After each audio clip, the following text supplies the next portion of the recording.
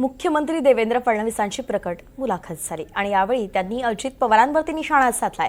अजित पवार बोलतात, माझं काम बोलतं, मी आतापर्यंत संयम पाळला, त्यांचा संयम ढासळला, अशा तिखट शब्दांत फडणवीसांनी टीका केली आहे। 15 तारखेनंतर अजित पवार बोलणार नाहीत असा टोलाही फडणवीसांनी हाणलाय। गेल्या काही दिवसांमध्ये अजित पवारांनी भाजप आणि फडणवीसांवरती टीका केली होती।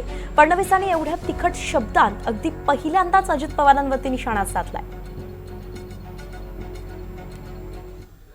अजितदादा बोलतात, माझं काम बोलतं, अजितदादा बोलतात।